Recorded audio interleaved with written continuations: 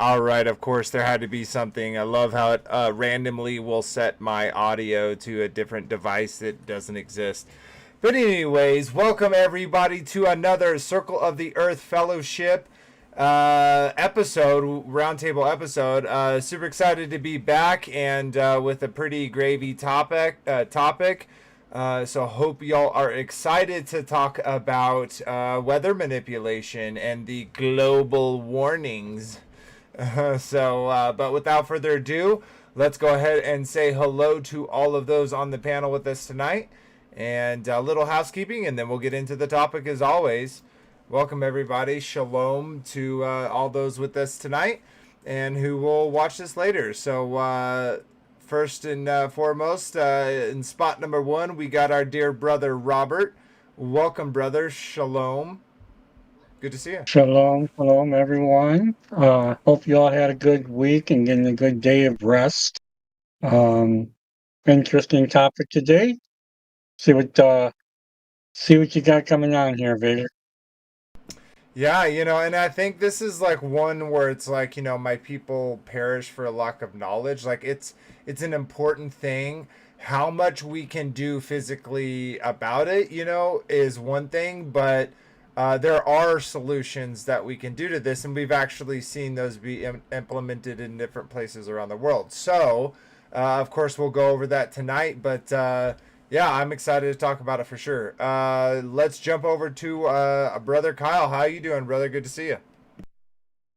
I'm good, brother. Good to see you guys. This is, like you said, this is kind of an important topic that, our people, they perish for lack of knowledge. And I mean, this is one that, if most people just, unglued their faces from their cell phones on a regular basis and looked up, kind of like looking up at the stars at night, they would see these unnatural phenomenons taking place plain as day. So I think, even though it's an obvious thing and there are released government documents admitting what's going on, I think it's an important topic of discussion because amongst most people that you speak to, this is still a conspiracy. It's still just, kind of a hoax made up by a bunch of crazy people. Yeah, and you literally, like, you can even show people who you maybe have told this about to, and they just kind of outright denied it. Like, hey, here's some evidence showing you that there's been laws put in place, and they're like, so that doesn't mean it's real, and it's just Right. it's very interesting. Um, Yep. and last but not least, we got BV. BV, good to see you always. It's always a pleasure when you join. So, shalom, brother. How you doing? How you been? Good to say hellos. Hey, hello all. It's been a long year. Getting back to the swing of things. I broke my tibia and rolled my ankle this beginning of the year, so just getting back to swing of things. Love you guys. I'm just here for fellowship and learn and spread the correct info.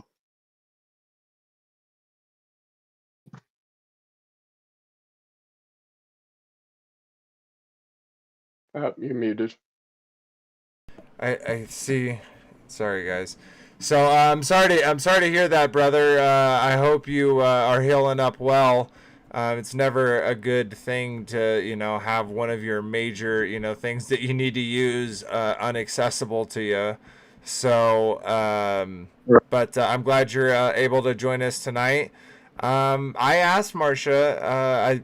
I'm guessing she's probably gonna moderate for Sean's video that he's doing. I don't know if it's like a brand new video or a debate review. I'm not sure.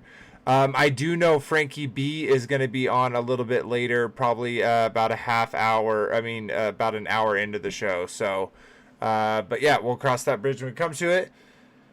All right, let's do a little housekeeping and then we will get straight into the topic because we got so much to share. So let me pull that up real quick.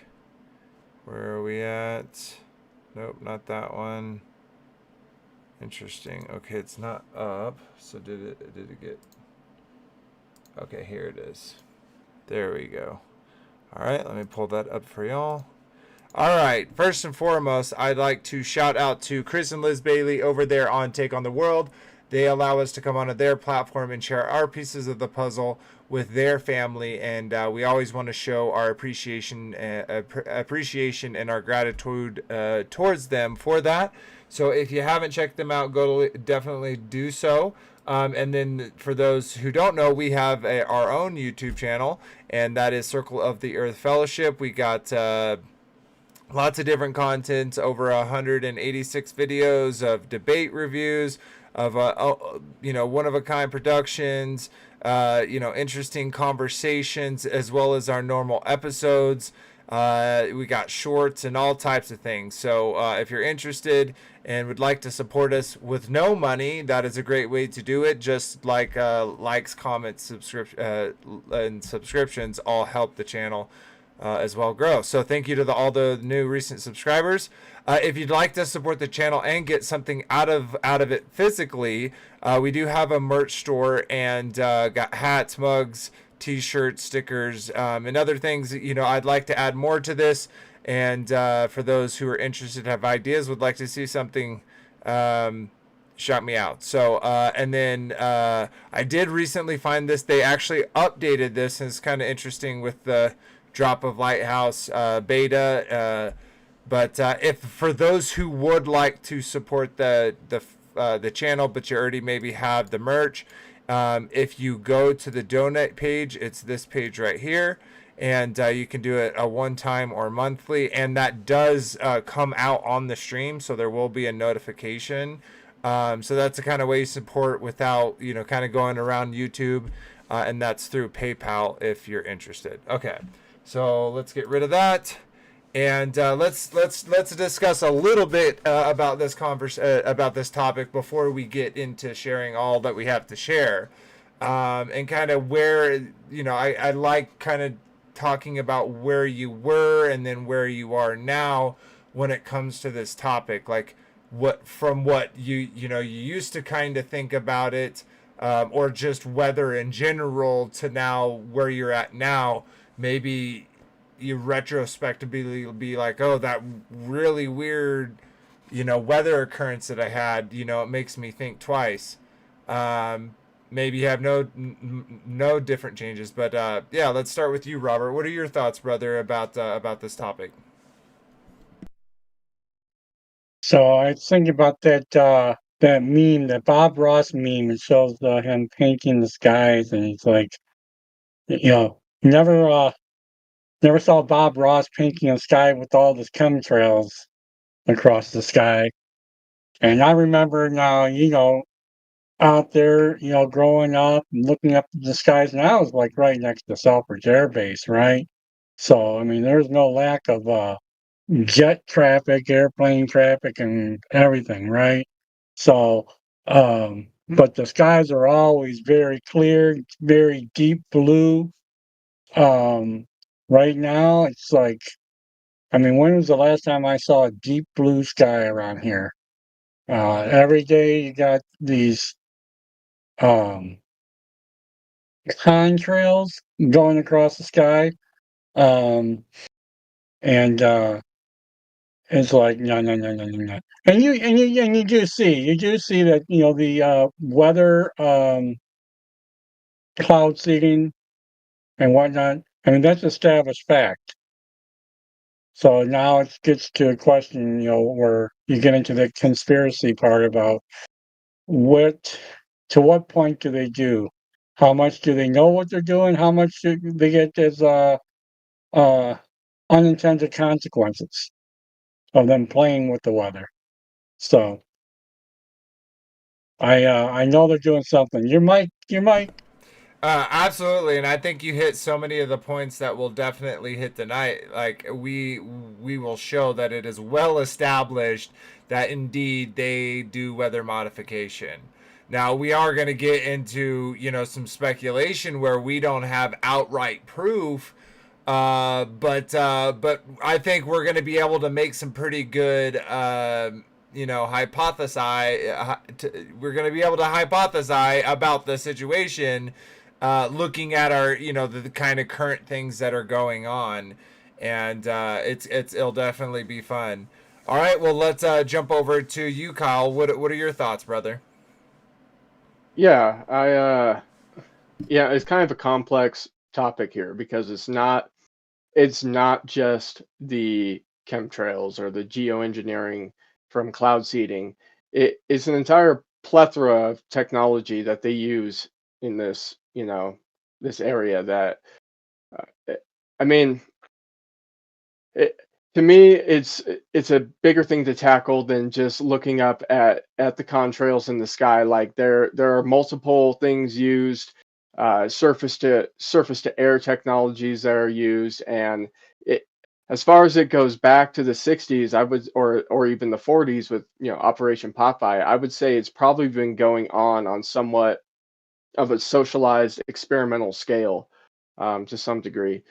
So my thoughts have I my concept of it is that they're trying to be god and they're trying to control the weather through technology, whether that technology has always existed or it's something new. It's strange that people that have come up with these technologies have talked about how we're just that one step closer to becoming um a class one type civilization. It's like the next step in human evolution to control the entire planet. And I mean, it almost falls in line with transhumanism. And I mean, it just, yeah, to me, it just plays right into what Satan has always done. So, yeah, those are my thoughts. I think you made it. Absolutely, and I think one of the great points you brought up there is specifically how they are how the how the idea of them wanting to control the weather is also like so many other little things that they try to control. It's like, specifically in scripture, the Father uses, weather multiple times for blessing or for curses, right? And so them being able to manipulate that, God giving us light on the earth, for day and for night, and us making lights so that we can stay up, right? And so it's like, of course, those are double-edged swords. Those are for good and for bad. It depends on the intent and how they're used. But we can see, like, specifically with this double-edged sword, how quickly it could be used for negative, right? Like if it was like, oh, these people are in drought, like they're if they don't get water, like they're gonna die, you know what I mean? And they're cloud seeding to then give those people rain. It's like that's how it may be portrayed, but is that necessarily the good thing? Because are they not getting rain for another reason? And so it's really interesting dichotomy there that they kind of make you have to choose. So and we'll definitely hit on that as well. So yeah, great discussion there. All right, let's jump over to BV. What are your thoughts on weather modification, BV? Well, before I even knew anything about chemtrails, we all assumed looking up like we were taught that everything was just naturally there. Yes, it just it's not the chemtrail behind it. They're trying to give us something that's uh, an example for that's not correct. Anyway, uh, to sum it up, we got HARP, DARPA, um, what do you want to call it? A couple other ones out there that it takes to make all this happen. And unless you're digging into it like we are, it's harder to see the evidence right in front of your face. I understand why some people are very undecisive about this topic, but I do see that the fact that the evidence is in their face. You know what I mean? It's right there. Anyway. And so often it's just really coincidentally in their favor, right? Like Right. where these quote unquote natural phenomenons, where these weather thing patterns and things happen. It just so ends up being coincidence for them, and it's like the wind, and it's almost like the wind is blowing in their favor. Um, Well, they can use these in ways that people don't think of. If they want to clear out, say, Hawaii, you cause a fire. If you want to clear out, say, where was it? North Carolina or something like Mm-hmm. that, create a flood. You know what I mean? So then they can come by later on, clean up, and take what they want. Yeah, exactly. And we'll definitely get into that, and that's obviously kind of a lot of their purposes, right? They live within that Galilean dialectic where they already have the solution to the problem that they cause. Yeah, absolutely. So let's get into it. We got a little bit that we're gonna look at real quick. Let me pull this up. Go to this one actually. Go live. Pull this up for everyone. And this is something that Kyle mentioned. We're going to read from this a little bit and then watch some videos about it. So it says, Operation Popeye, Project Controlled Weather Popeye, Motor Pool Intermediary Patriot, was a military cloud seeding project carried out by the U.S. Armed Force during the Vietnam War, 1967 to 1972. The highly classified program attempted to extend the monsoon season over specific areas of the Ho Chi Minh Trail to disrupt North Vietnamese military supplies by softening road surfaces and causing landslides. The chemical weather modification program was conducted from the Thailand over Cambodia, Laos, and Vietnam, and allegedly sponsored by the Secretary of State Henry Kissinger. Oh, we know that name, Mr. Kissinger, and the CIA without the authorization of the Secretary of Defense. What? All right, sorry. I have to be a husband. My wife is needs me to literally. She interrupted the stream so that I could undo this for her. Super important. She needs her water. Stay hydrated, people. That's funny. And the CIA, without the authorization of the Secretary of Defense, Melvin Liard, who had categorically denied to Congress that a program for modification of the weather for use as a tactical weapon even existed. Okay, so think about that, guys. Oh, how much gaslighting do you think that they did about specifically about this? You know what I mean? Like, how much did they gaslight them to say, oh, this doesn't even exist? What do you believe in life? What do you think this is, Star Wars? What do you think this is? Like, so not only did they do that to the government, that in part created it, but they also did it obviously to the American public, because as so many, I've dealt with people who literally are like, I'm like, see that? There's a difference. A contrail will disappear shortly after. If you watch these will all collect and fan out and become these huge, wispy, weird looking clouds. And how dare you? Why would they do that? And so I'm just gonna read. It says, build up a report titled Rainmaker in SEA or CAsia outlines use of lead iodide and silver iodide deployed by aircraft in a program that was developed in California at Naval Air Weapons Station China Lake and tested in Okinawa, Guam, and the Philippines, Texas, and Florida in a hurricane study program called Project Flurry. So we'll look at that at the end. So I'm going to put it over there.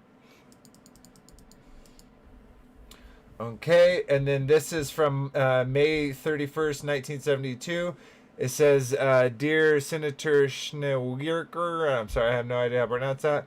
This is a response to your request on the September 22nd, 1972 for certain background information on cloud seeding activities carried out in the United States under the program supported by the federal agencies.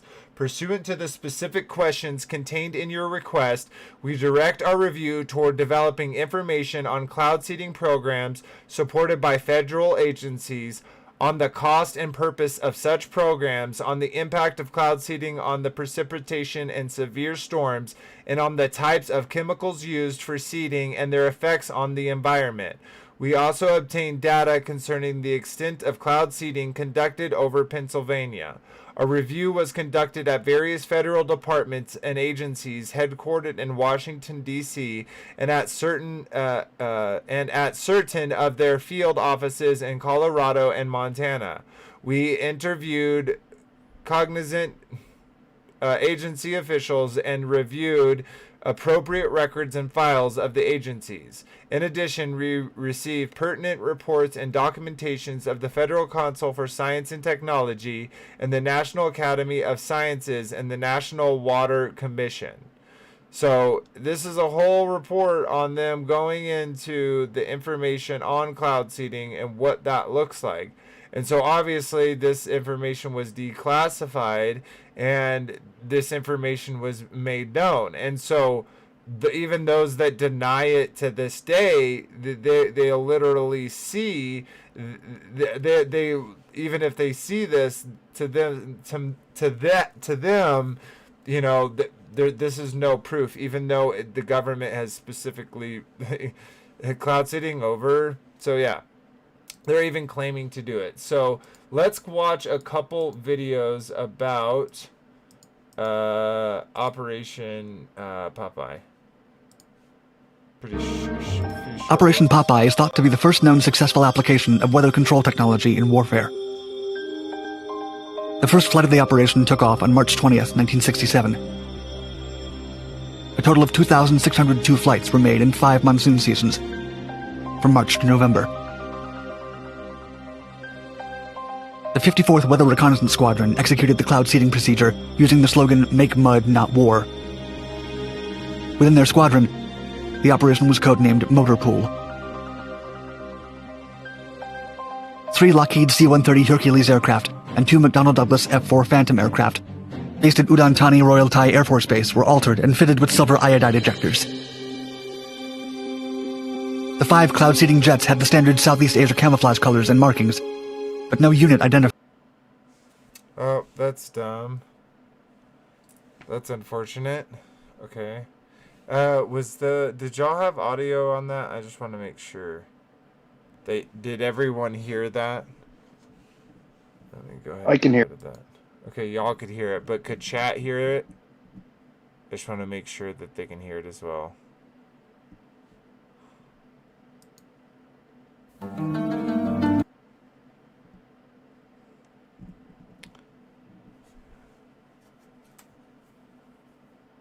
I'm not sure.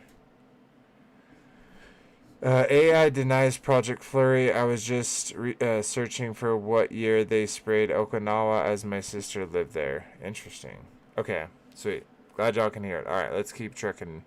We got. Wait, let's. I think this is the same one. Let me pause it real quick.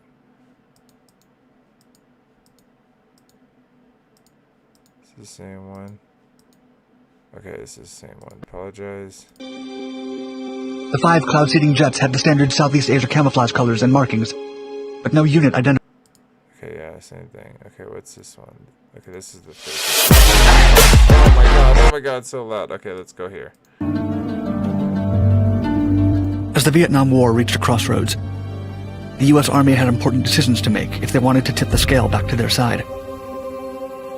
All options were on the table, both conventional and unconventional. And among the most unusual plots was Operation Popeye, launched in an attempt to weaken the Ho Chi Minh Trail, the Viet Cong's most vital mechanism and supply flow tool. To accomplish this, the U.S. would turn the weather into a weapon of war.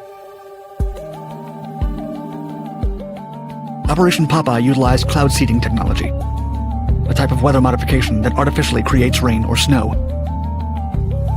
With it, the U.S. military extended at least 5 monsoon seasons, causing detrimental effects to the unknowing Vietnamese citizens and soldiers. The mission spanned 5 years and cost taxpayers over $15 million. Despite multiple hearings in Congress, military officers, and even President Nixon himself denied it existing at all.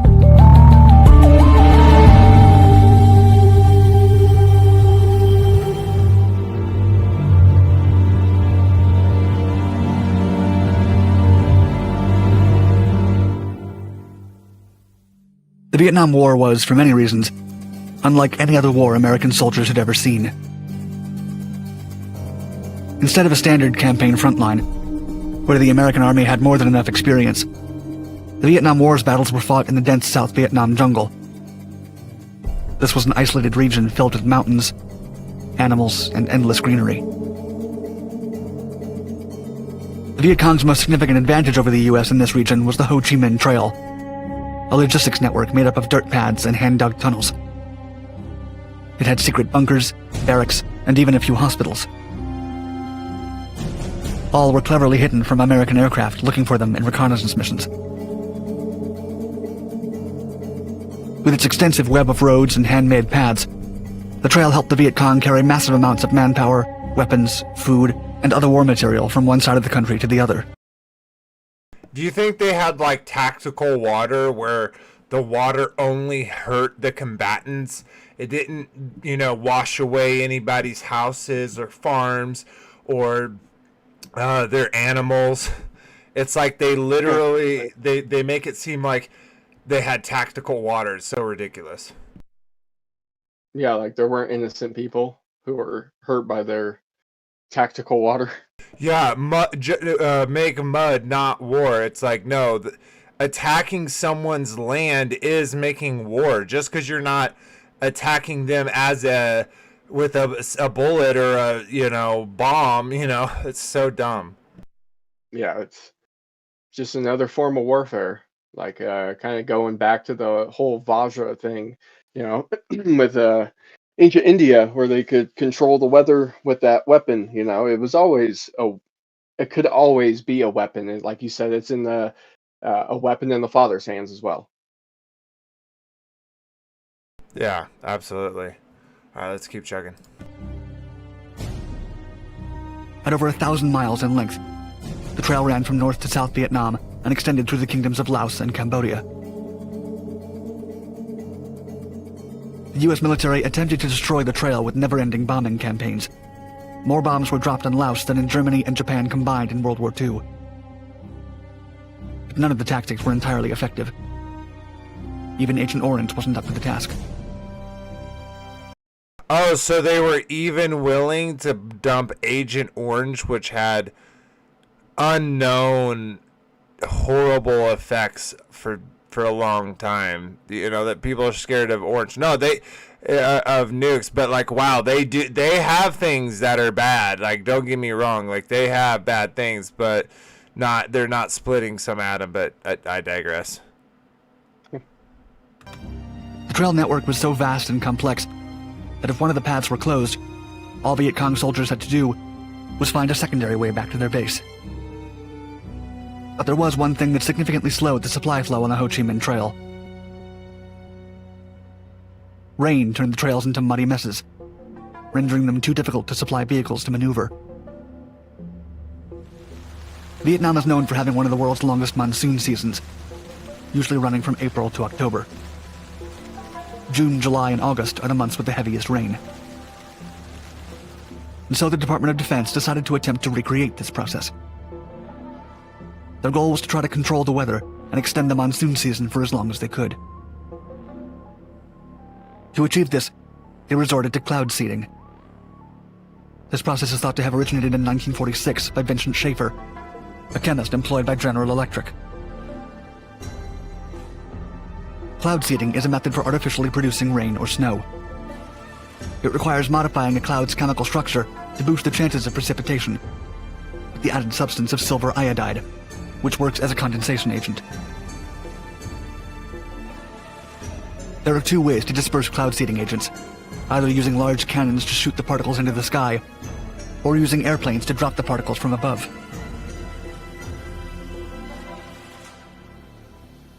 Throughout the planning period, the program went by several names to maintain its secrecy. Operation Popeye ended up being its official name.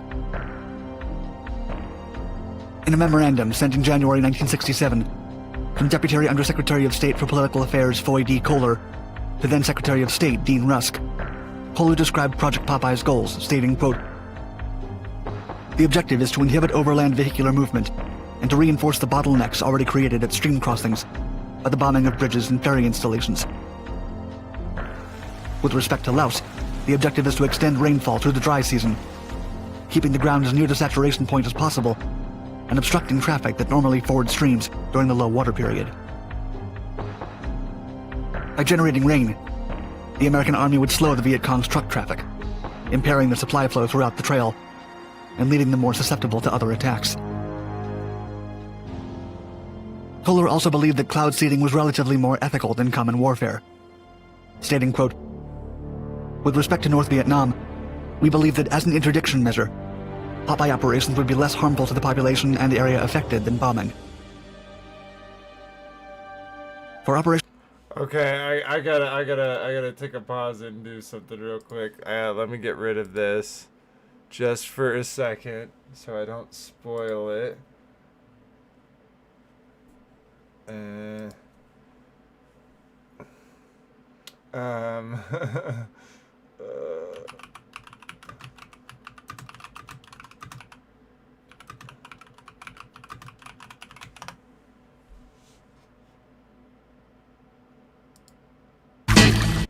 All right, this is literally we've seen this exact thing and in popular media.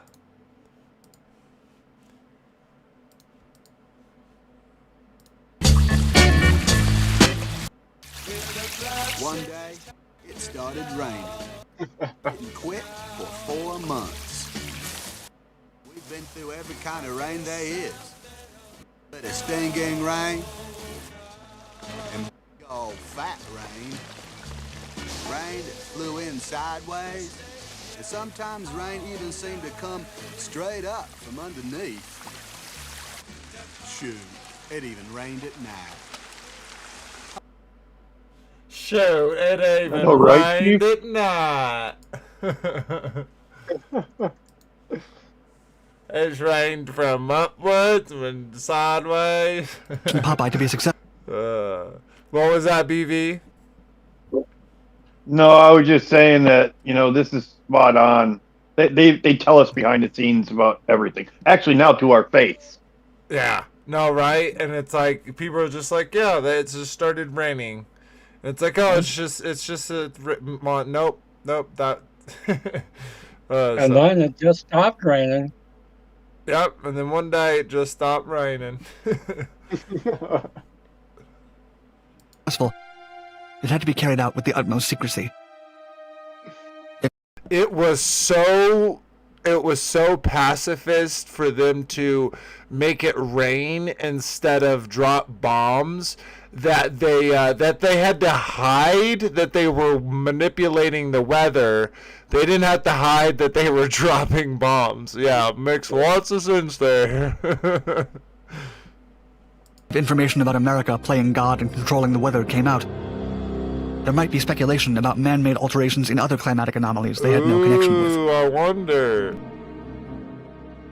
However, American planners were also convinced that their intervention on the weather would inevitably be discovered. According to Deputy Undersecretary Kohler's memo, quote, "In the first place, the altered weather will be observable, in contrast to the experimental phase conducted during normally rainy periods. Disclosure of planned weather experiments in India would make it likely that the connection would become apparent. Secondly, the possibility of a U.S. seeding aircraft being downed cannot be discounted. Thirdly, there is virtually no aspect of military operations in Southeast Asia which has not over time become the subject of leaks, or at least of speculation in the press."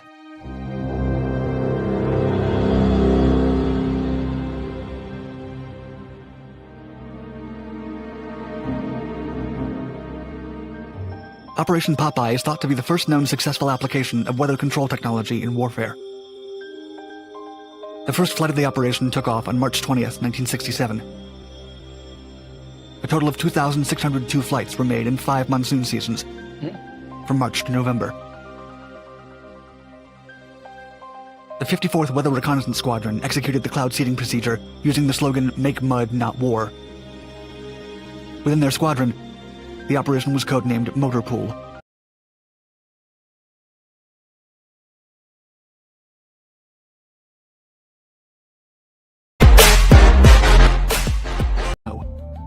This was Operation Popeye.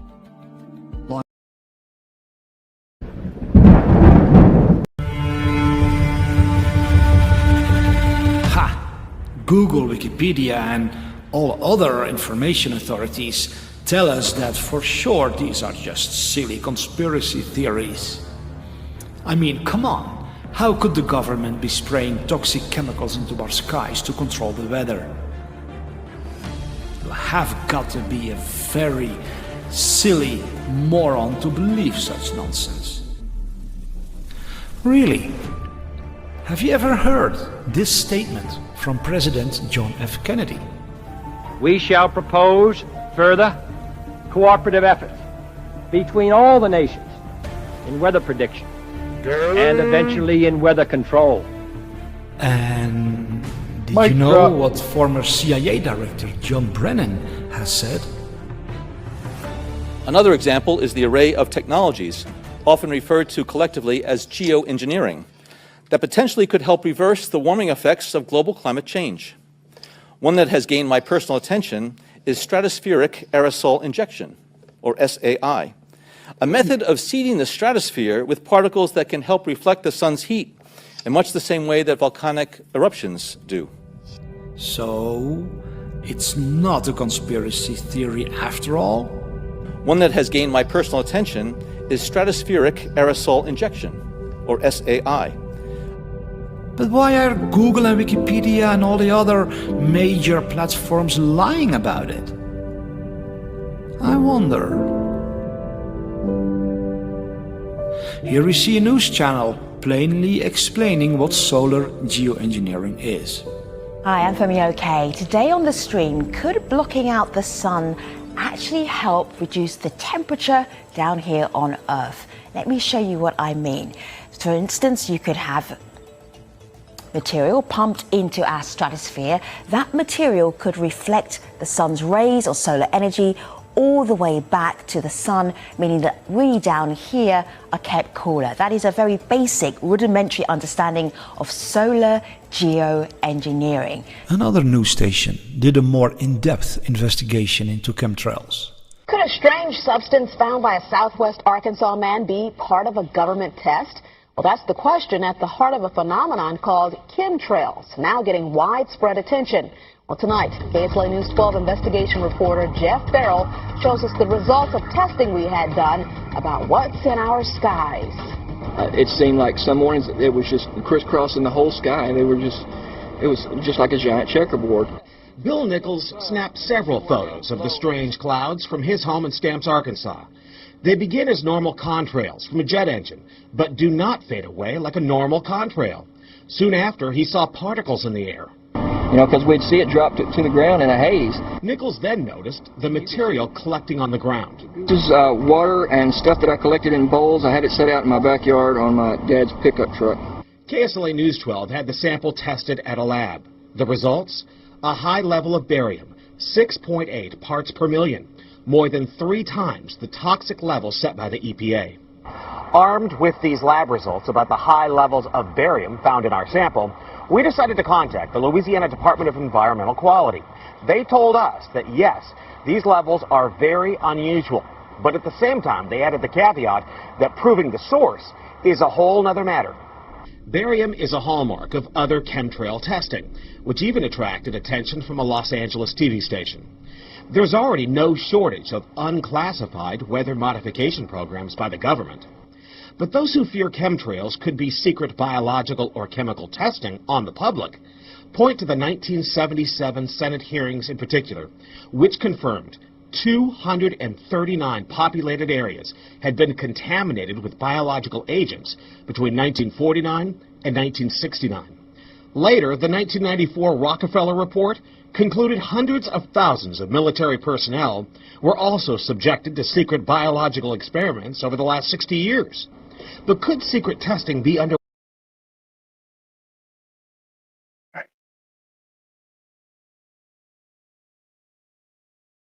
Last video is probably from the 90s. Just look at the computer screens.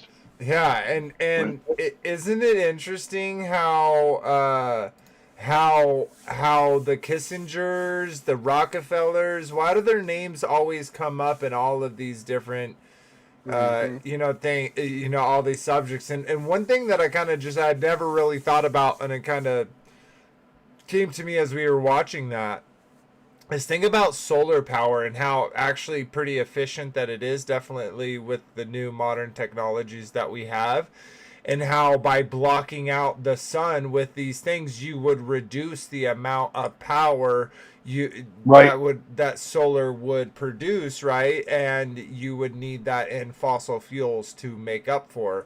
So I thought that was kind of interesting. And then we got Rockefeller mentioned, right? So funny enough, but yeah, this is interesting stuff.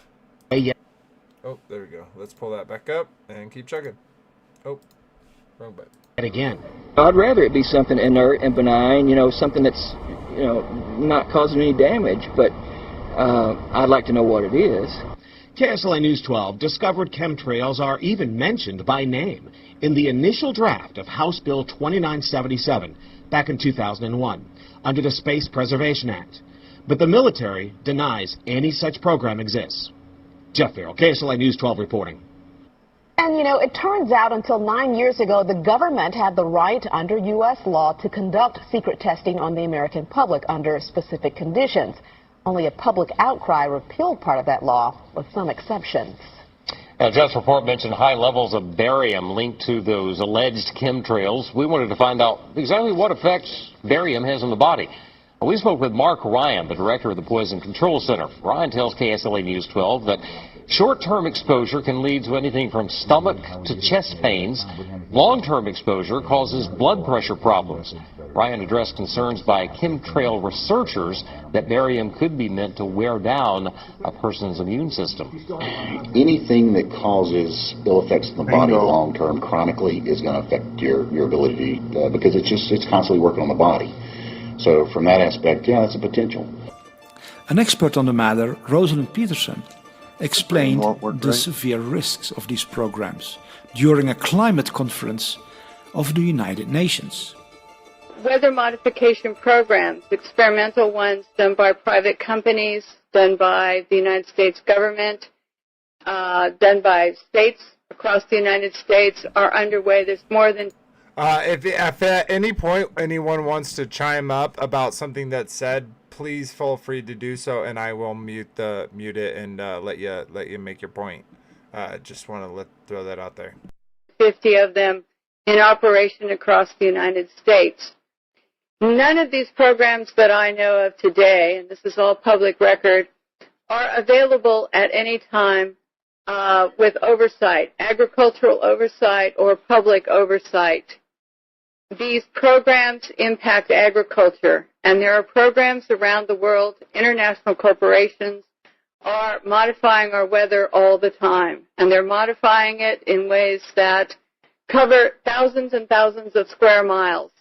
Most of it is chemically altered, so that what happens is that we are putting chemicals, ground-based chemicals that are shot into the air, or chemicals coming from airplanes that change and modify our weather. So one of the things that I'm concerned about and that we need to address in the future is how these programs are impacting microclimates needed for our crops to survive and needed for pollination. Interesting point that I heard you kind of throw out there, BV, is like this is from like the 70s, right? This is old footage. And so they were already talking about that. Isn't it interesting how somehow all of that was lost in we're almost having to re-engage the Congress, the Right. Senate, for them to start making bills and banning this type of thing above their states. So this is old footage. You know what I mean? Mm-hmm. Mm-hmm. Yeah, very interesting. Alrighty, we'll play a little bit of this and then we're gonna move on. Oh, wrong button. If we change the growing season, the pollinators may not survive, and also our crops, our flowers, and our tree crops may not get the pollination needed. So one of my areas is Bye-bye looking bees. at this situation to see. What was that, BB? I was saying bye-bye bees, like we've noticed lately with certain bugs and stuff like that in the last few years. We're seeing less and less and less. Even flies. I live in northern Michigan. I usually see flies here all over. Last year or two, hardly any flies. Like it's getting worse and worse as we go, like a boiling frog technique. Yeah, and Kyle just said creating the boogeyman climate change has always been their goal, and that's totally true. And it's like, again, the Galilean dialectic, like they caused the problem. They are manipulating the weather that are causing the global warnings, right? They're warning us about this and about that and about that because they're causing it. The reason why they're warning is like, it's like a guy like, oh, take one more step towards me and I'm going to punch you in the face. And then they punch you in the face. It's like, well, I warned you, right? And it's like that they're right. And it's so ridiculous. Alrighty. Except for they're the one in that metaphor going, stay right there and I'm going to punch you in the face. Yeah. Okay, you're still sitting there. All right. Yeah. You don't do anything about it, so we're just going to keep dropping this stuff on top of you.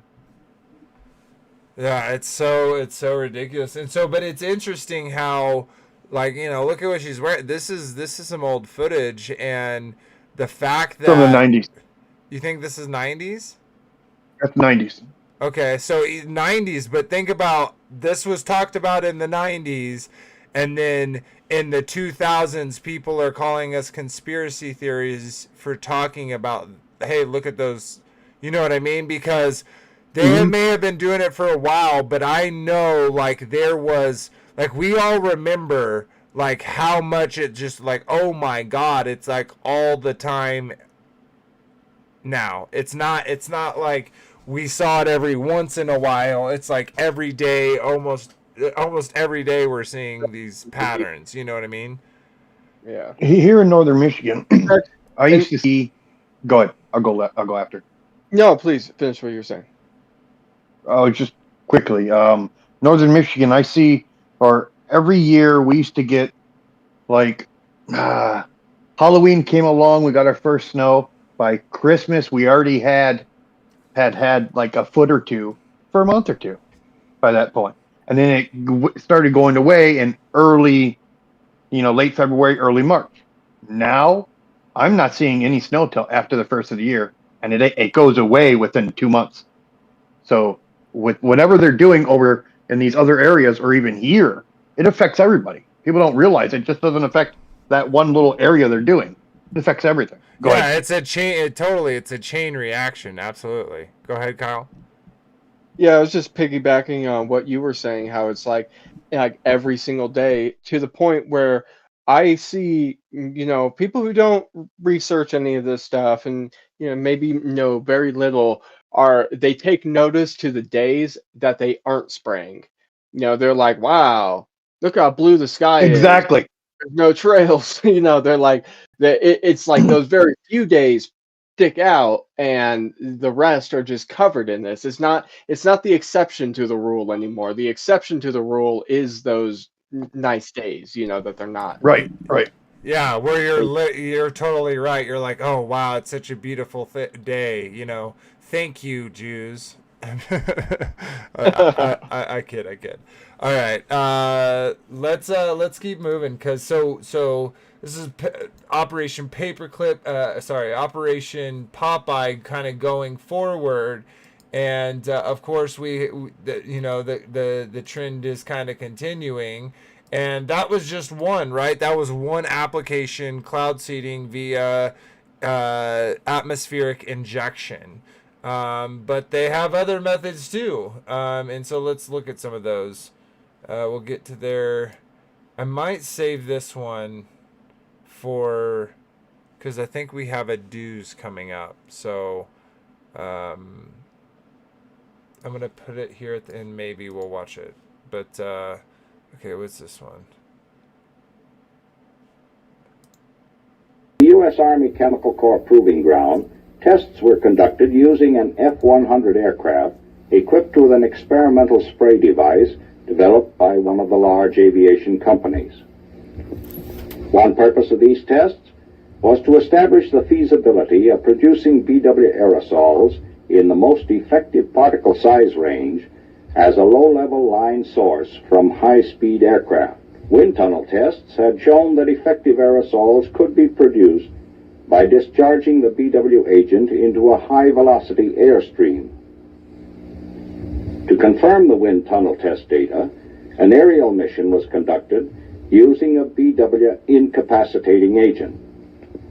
Flying at subsonic speed, the F-100 disseminated the liquid agent along a 15-mile line upwind of the test grid.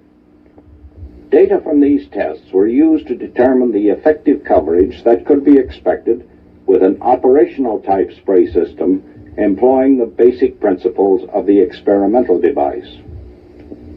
This study showed that one fighter aircraft flying on the deck and dispensing 2 wing tanks of a liquid BW agent would cause infection in more than 50% of the populace in an area 125 miles long by 30 miles deep. 3 large aircraft could release sufficient agent to infect over 50% of the people in an area equivalent to a belt 140 miles wide, extending from New York to Chicago, comparable to the total area of Pennsylvania, Ohio, and Indiana. Okay, that was a video of the U.S. Air Force in the 40s. What about the ozone? Spraying all those aerosols. Oh, they're not spraying hairspray, bro. They're doing scientific stuff. It's not just... He's talking about spraying pathogens over cities. What does this look like to y'all? It's a path of spray.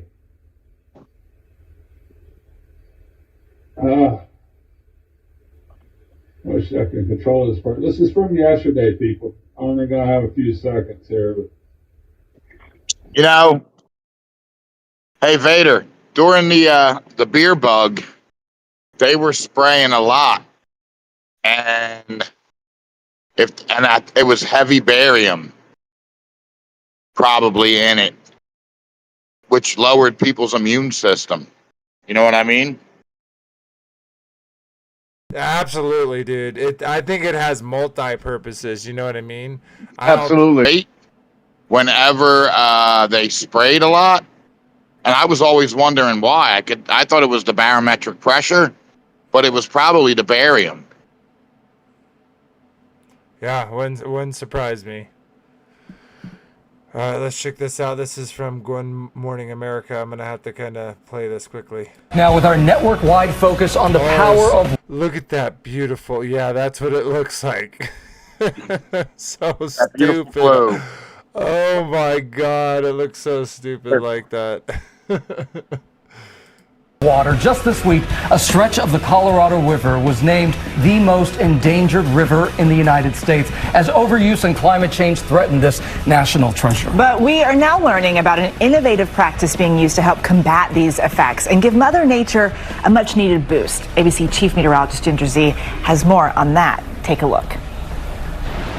The Colorado River, called the hardest working river in the United States, is in danger. This is due to 2 causes: reductions in precipitation and increased air temperatures. The river provides hydropower to 7 states. to more than 5 million acres of farmland, drinking water to 40 million Americans, and of course, the breathtaking whitewater rapids running through the Grand Canyon. All of it threatened by more than 2 decades in a megadrought.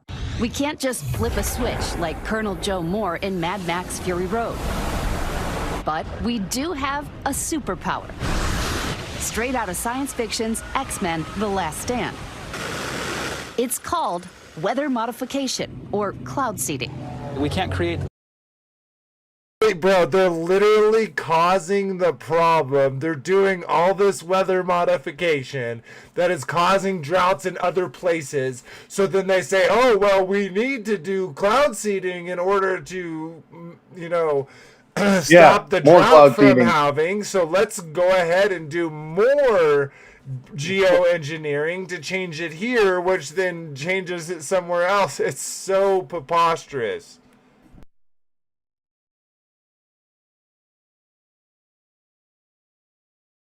There's definitely got to be a domino effect. You're muted again.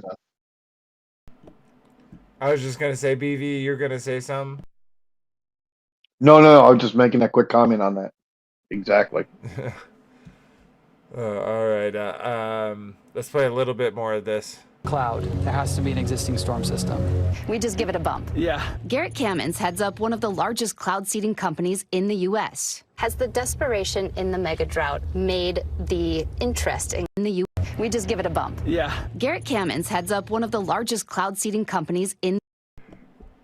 So it's a private company that cloud seeds? Interesting. Smells like plausible deniability. The U.S. Has the desperation in the megadrought made the interest in cloud seeding skyrocket? Oh, definitely. So wouldn't it be in your interest, their company, to cause droughts to then have people come to you to pay them to? Oh my Lanta. There are currently 42 cloud seeding projects across the American West, like this one in Utah, where they take planes like this with flares attached. They fly right into the storm and send microscopic particles into the cloud. Pause it real quick. People don't realize that if you're wealthy and you live in any area pretty much, you can pay them to make it nice for that week, or you want it rainy. They can make it rain. That's all public knowledge. It's been like that for like 10 or 15 years. And I actually know that they do that. See, it just talked about Utah. They'll do this if they need more snow on the mountains for these high value resorts that are here. So if I don't like you, I could pay somebody to make it rain over your Christmas party.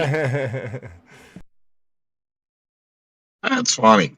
Yeah, it is. Magnets for water droplets, bonding together until they are heavy enough to fall to the ground as rain or snow.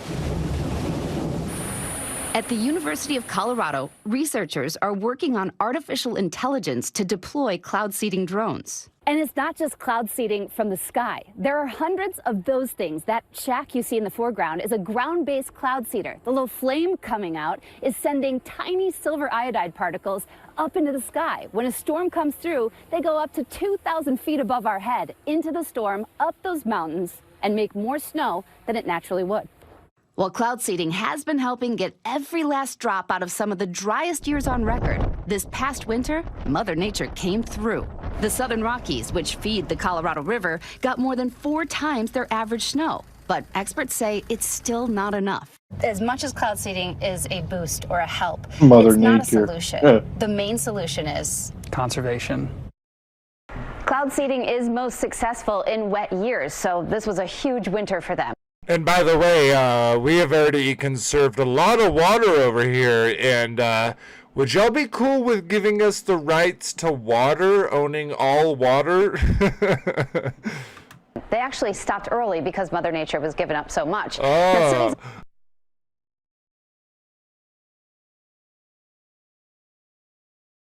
You're muted. We got enough. We got 4 times what we averagely get. So let's stop on the whole weather manipulation. And there's also a greenhouse effect that they do, where it gets like real warm here in the Northeast. I'm near Pennsylvania and Jersey, and it gets like real warm out of season, like Totally. November and December. One Christmas, we all wore shorts to a Christmas party. It was crazy because they received illness. I've painted in Michigan.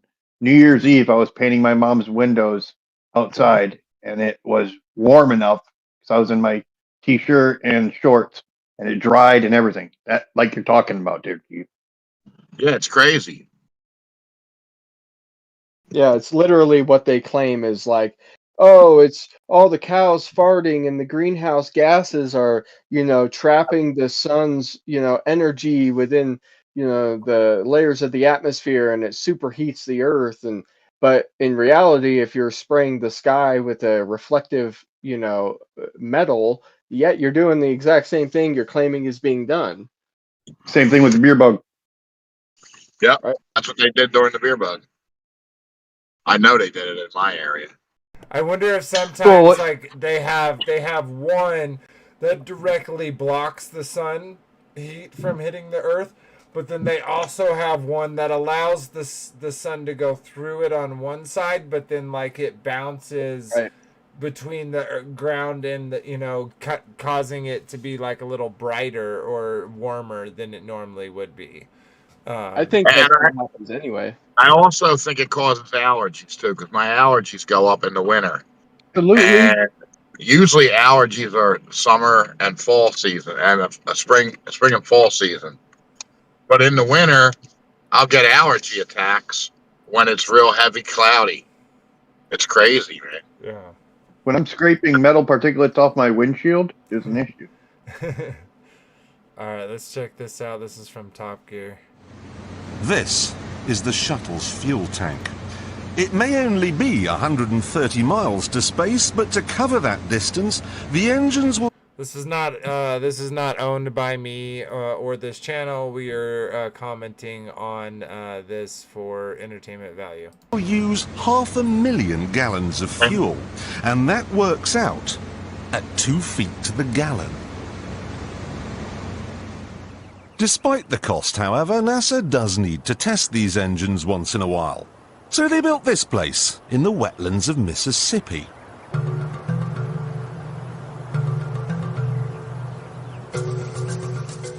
The first thing they installed was a huge loudspeaker, through which they played white noise to simulate the sound of a rocket. They then sent a number of trucks in different directions out into the wilderness, and the drivers were ordered to stop when the noise levels became acceptable. This gave them an imaginary boundary line, and anyone living on the inside of it was offered a simple choice. Stay, and you'll never hear another television program as long as you live. Or take the NASA shilling and get out. No one stayed, and NASA ended up with exactly what it wanted. 125,000 acres of nothing.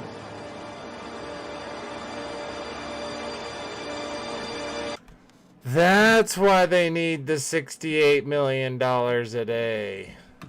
82. Is it 82 now? It's 82. And I got a question real quick. We're watching this footage, and they're talking about this place where engines are basically sitting there, and they have to test them every once in a while to make sure they're correct. Well, where do they take off from? Because I don't think there's any launch paths around that facility.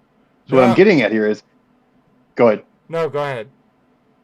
I would say even if there is one close, but if they're doing this in just like one area, I don't see them hauling those big engines all across the USA to go to the spots where they go. I mean, I'm just thinking quickly. I might be overstepping my bounds there, but it just looks like a facility they designed so they can just weather modify and claim it to be for this reason. You're muted. You're muted. Yeah, for as a disguise. All they have to do is make the equipment look like it's a rocket, slap a NASA logo on the side of the building, and boom, you have cover for this manipulation right in kind of in probably a pretty important spot. Yeah, I'd like to see if there's a launching facility near there. You know, that'd be your answer right there. We don't see them moving them all across to Florida And or what you know. guarantee if you use one rocket is the other rocket like gonna work? Like that, Right? Because you're gonna have to test all of them. Yeah. Right. Yeah. Right. You only get one shot, supposedly. Yeah. Yeah. Yes. Good Yeah. point. Yeah. All right, let's keep chugging. They even had to move 5 cemeteries because the noise they were planning on making would wake the dead.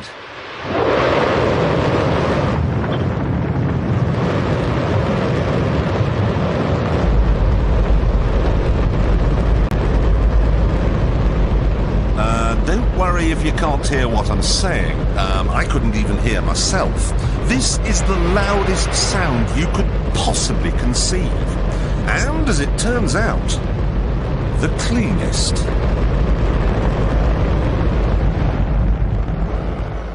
Now, the most amazing thing is that that cloud up there, which was generated by the engine, is just a mixture of hydrogen and oxygen. It's water vapor. And in about an hour's time, someone in Mississippi is going to get wet washing. It will actually rain.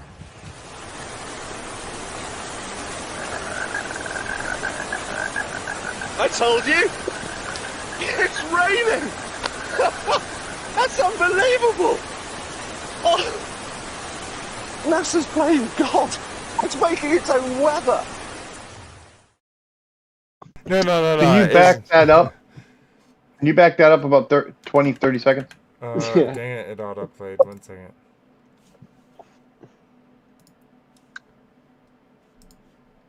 That's unbelievable.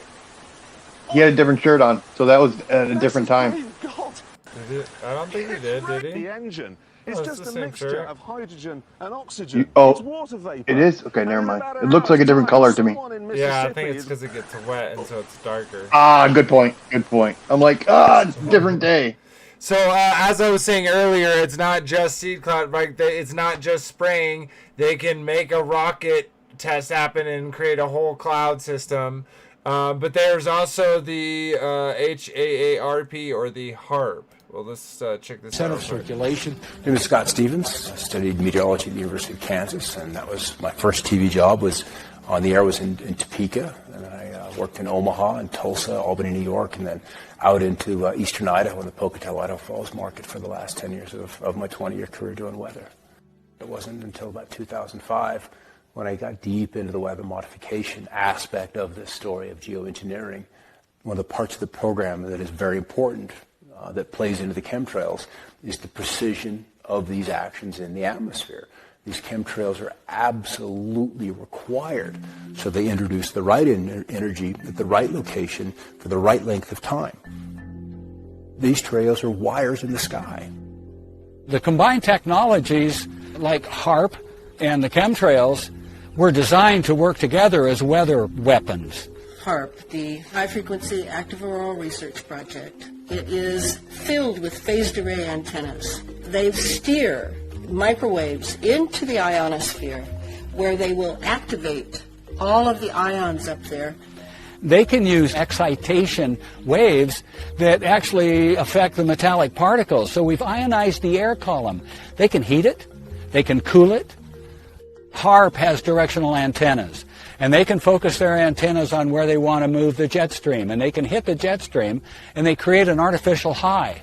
If you accentuate the high, if you amplify a little bit, it's like building a mound of dirt, and you have a little creek or a little stream of water coming. You build the mound of dirt, that water's not going to go through it. So you build the mound, and then that's going to impact storms that are inbound. And so it's very easy to add those particulates of aluminum, barium, and whatever else they want to put in there.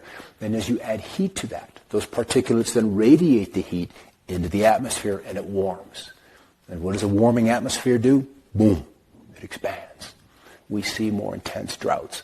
We see rainfall rates of 1 to 2.25 inches an hour, and sometimes even rainfall, 1.25 inches a minute. It's just unheard of. And so when you get the atmosphere capable of conducting this kind of electricity, plus the engineers, you're going to end up with weather that is extreme, and that's putting it kindly.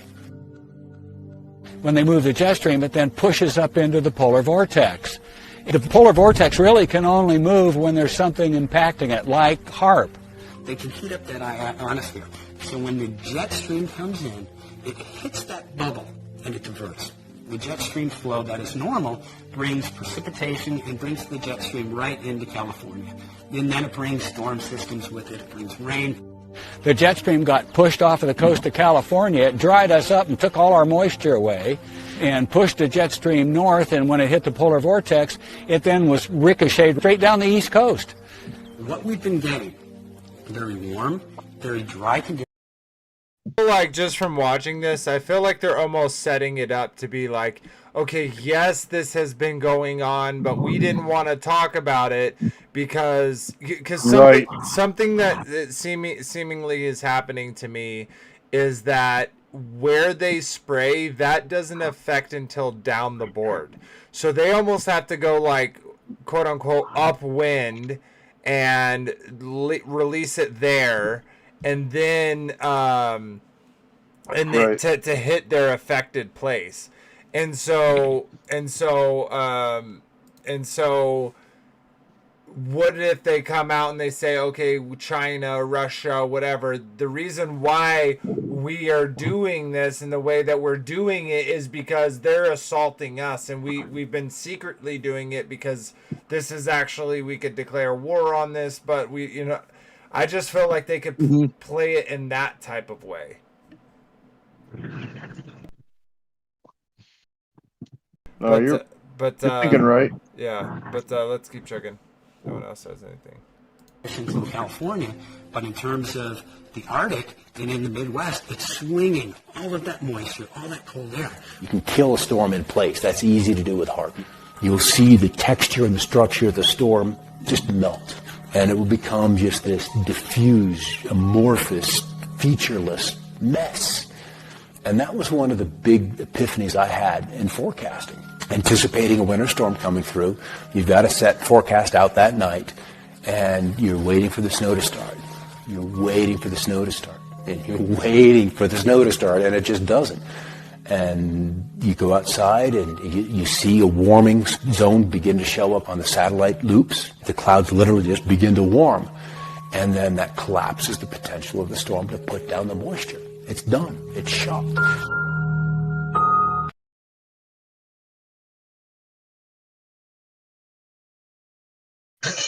Hey, I'm pretty sure they can only do this on a flat Earth model. They can't do this. Exactly. You know what I mean? Dome. Exactly.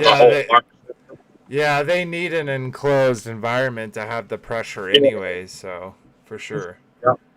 All right, let's check this out. This goes right what I was saying with other countries. Other countries are doing it, which impacts us, so we have to do it. So even if we banned it, if we banned it here, it'd only be bad for us because the other countries are doing it and it's affecting us. They could play this so many ways. Weather. Cloud seeding is a form of weather modification that can produce what we want more or less of, more rain or snow, or even smaller hail pellets. China is building the world's largest weather modification system to artificially enhance rain that will cover an area of over 2.1 million square miles by 2025. Today, at least 52 countries across the globe are using some sort of weather modification program. While it may sound too good to be true, the technology has been around for more than 75 years. Clouds are made up of tiny water droplets. Groups of droplets form water vapor, or ice crystals. By itself, this water vapor isn't dense enough to fall to the ground as precipitation. Instead, it rises until it becomes supercooled and condenses around tiny particles of dust in the sky, called condensation nuclei. It takes billions of these condensed water droplets to form a visible cloud. In cloud seeding, a seeding agent is used as the condensation nuclide. Typical seeding agents are chemicals such as silver iodide, potassium iodide, or solid carbon dioxide. These are shot into clouds by rockets or sprayed into clouds using drones or aircraft. Unattached supercooled water vapor molecules in the clouds condense around these particles. The condensed water vapor droplets then group together, becoming larger and heavier. This process continues until the droplets are large enough to fall as rain.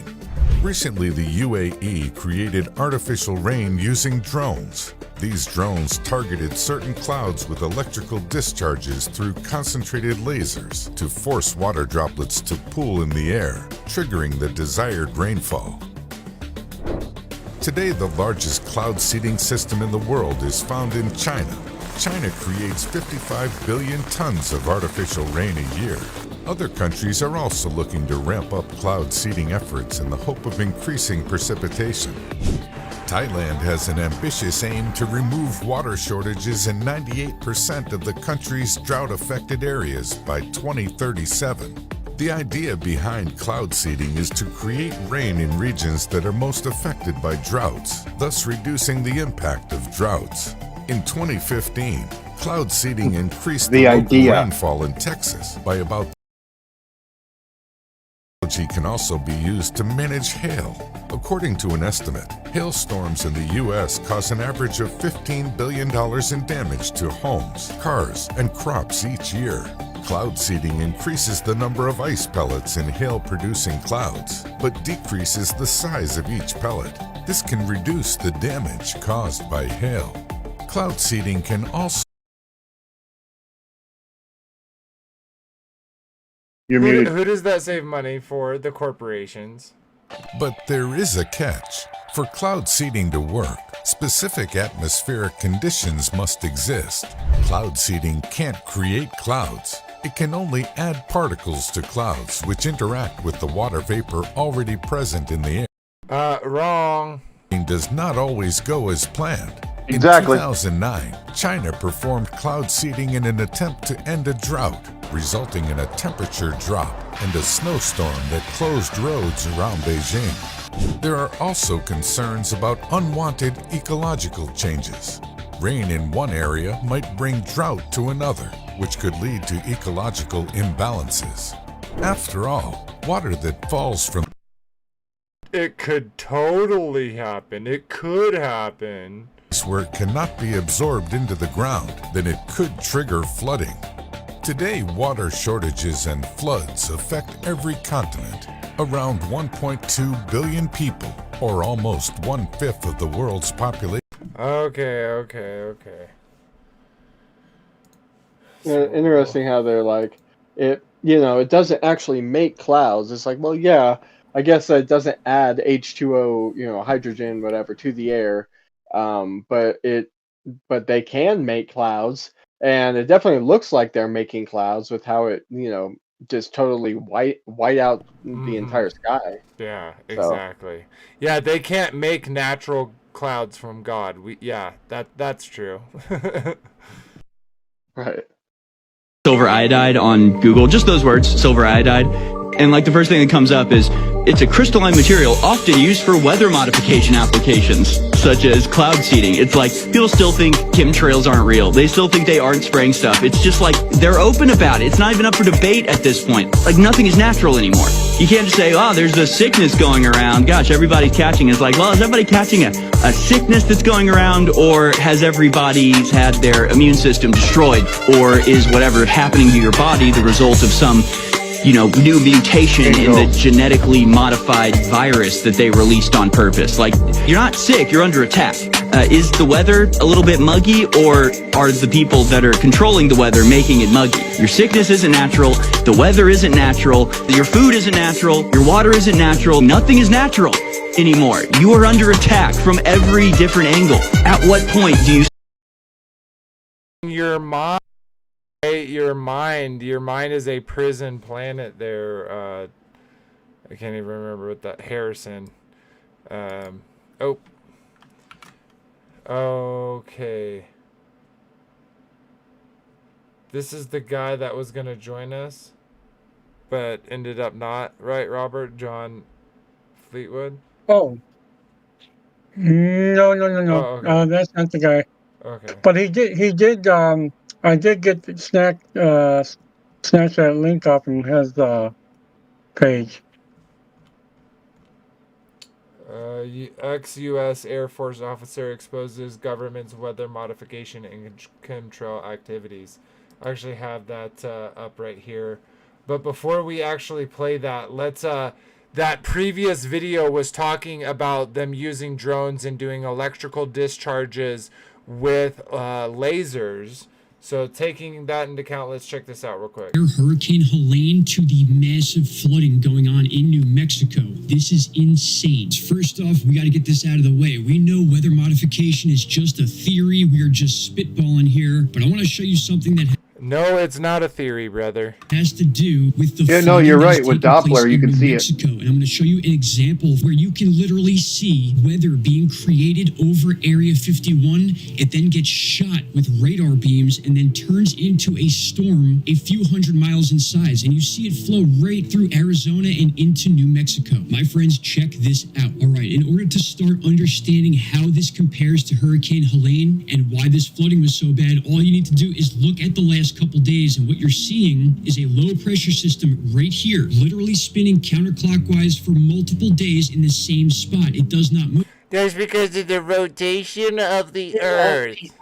This alone is very rare to have a stalled out system just sitting for days, specifically in the southwest of the United States. And as we move to current time, we can see this basically just lifted off that area, and people are wondering why this flood took place. But what they don't understand is how rare of a situation it is and how close this was to exactly what happened with Hurricane Helene. And I'm going to explain that right now. All right, and here we are. So what we're looking for is another stalled out low pressure system. We can see it right here. This came down from Canada as Hurricane Helene was approaching the west coast of Florida, and it just sat there. And what happened was the hurricane eventually made landfall and then swung up towards that low pressure system, and once they get close enough, they begin to interact. We call this the Fujiwara effect. And as you can see, that stalled out low pressure system completely affects Hurricane Helene and makes it bend into the west. And that's what puts this storm in North Carolina, Asheville, and the severe flooding we saw in Tennessee and western North Carolina. Again, my friends, this would not have happened if this low pressure system was not stalled out and kept in the middle of the United States right here. It's as if this thing was sitting here waiting to interact with the hurricane for it then to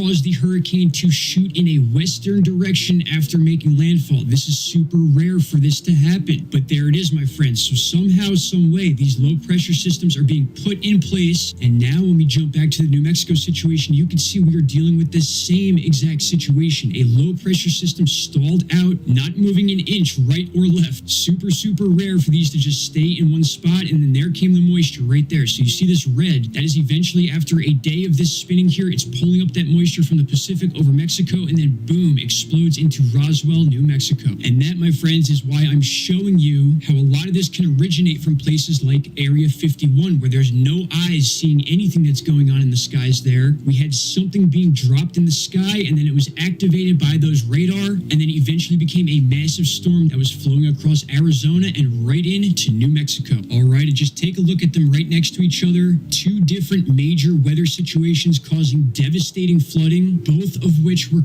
caused by a stalled out low pressure system that's already a rare situation on its own, and then it is then activated to then cause this flooding because these systems did not move. They just stayed over the same place, dumping feet of rain, and in turn, my friends, becomes another devastating flood. All right, so now I have this full clip that we can break down and you might be able to understand a little bit more. So this is what's happening here. We have a radar anomaly popping up, and as you can see, this is taking place directly over Area 51. So that's where this is originating from. These dots are being dropped over Area 51 and then shot with these lasers. And just to get everyone oriented, you can see right here, it is directly over Area 51. This is not made up. This is actually being dropped over that private property, and now we're going to go into detail and watch how they enhance it in real time. We're going to be watching this little speckle anomaly, and you're going to see it get zapped 2 different times. I'm going to go ahead and hit play, and you're going to see 2 zaps hit it, and just as that happens, another part of this begins to peel off. Watch this. 1, 2. And as soon as that happens, this part peels right off. Let's backtrack, and you're going to see the 2 beams. Here is 1 right there. There is the second right there. And then watch as this little system here gets bigger with a piece of it trailing off right after the beams hit it. This is unbelievable stuff. And you could see that it's also being shot from different radar towers as it scoots across the states here. Now, keep in mind how big this is. This is an entire state right here. This is Nevada. Let's backtrack and see how big this thing gets over time. It begins as just these little dots. It gets hit with that double zap.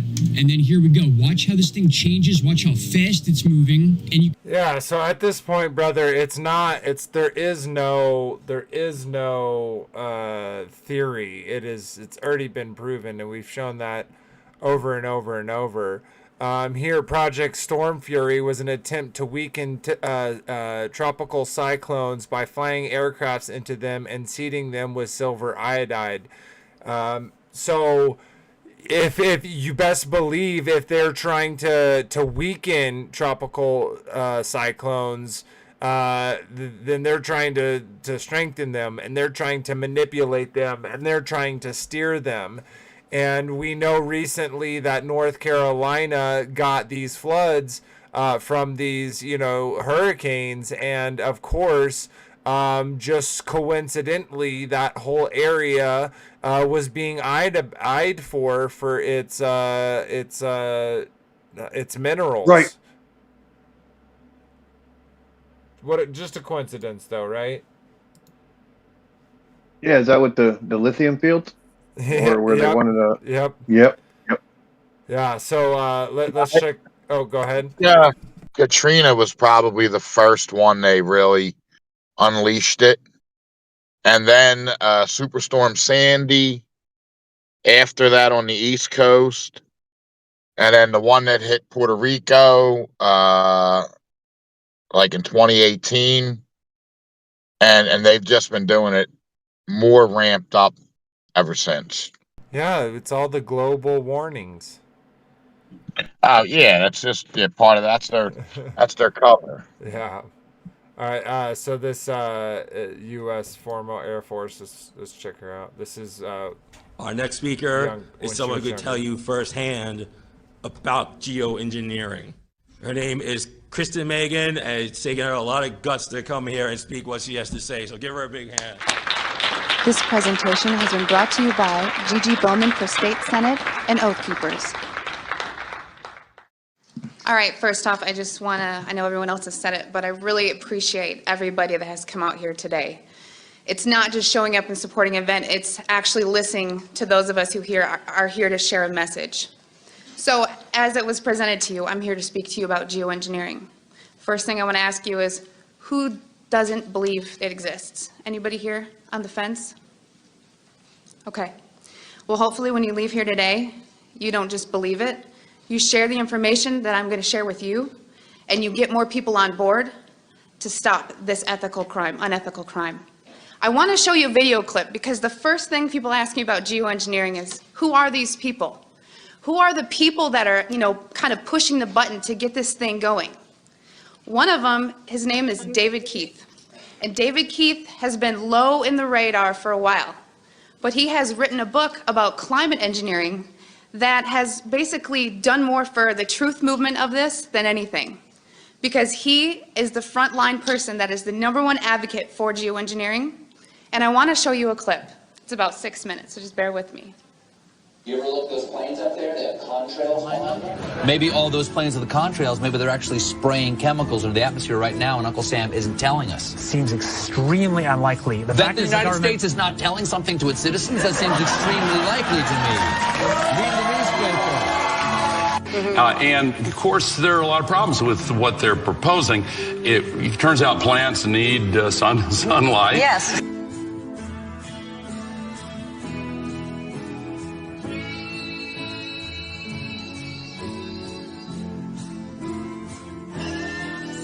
Have you gotten some grief for suggesting this? Sure. I mean, this is like writing a book as the case for leprosy. Well, first of all, let me ask you this question, because there's a rumor, I don't know if this is true or not, that some scientists are trying to figure out a way to block the sun to try to slow down global warming.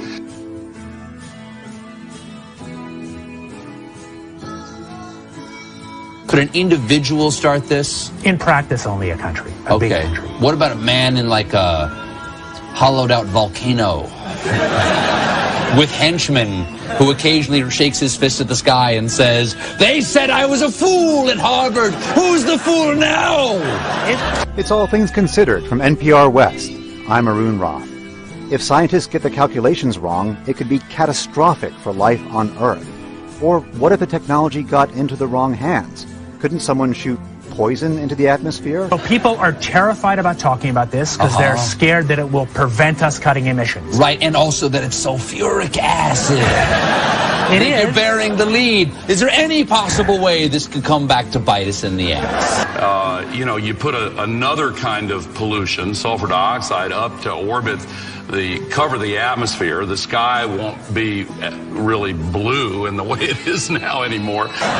Blanketing the earth in sulfuric acid, because I'm all for it. This is the all chocolate dinner. I still get to have my CO2, and I just need to spray sulfuric acid. Right. All over the earth. Right.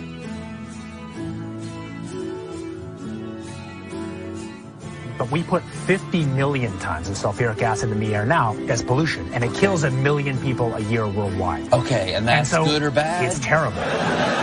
But it'll be better if we put more in. So if it kills 1 million people and we're only doing 1% more, we're just killing 10,000 more people. You can do math. So killing people is not the objective here.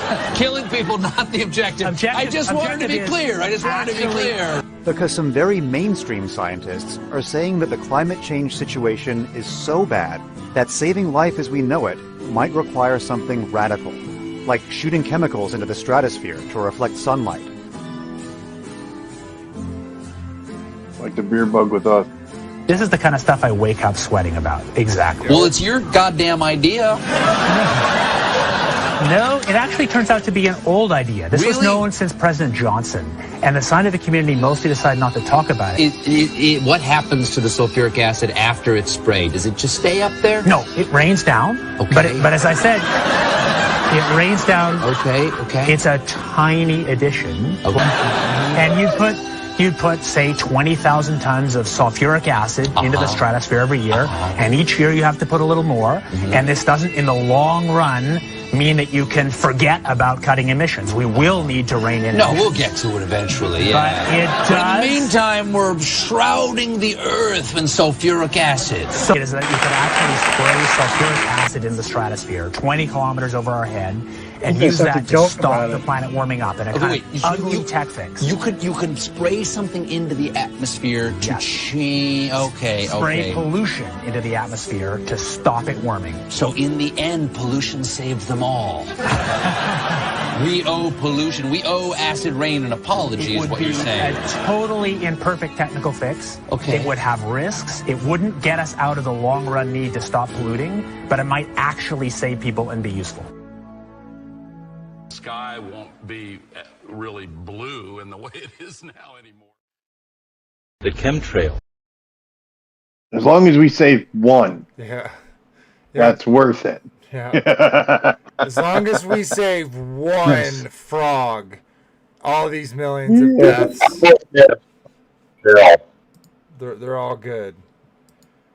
Yeah. So this is again how